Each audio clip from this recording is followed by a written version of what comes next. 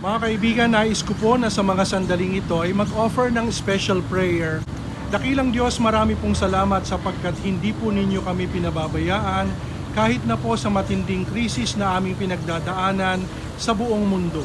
Dalangin ko po ang inyong patuloy na pag-iingat, dalangin ko po ang inyong patuloy na guidance sa bawat isa at lalo na Panginoon yung mga dumaraan sa mga matinding pagsubok.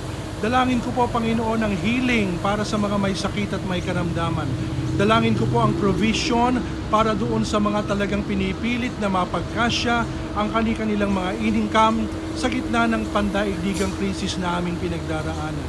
Sa gitna ng mga bagay na ito, tulungan niyo po kami na lalong mai-apply ang gift and grace of resilience sa aming mga buhay.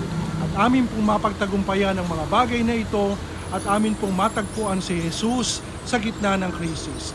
I-bless niyo po ang bawat isa na kasabay kong nananalangin sa mga sandaling ito.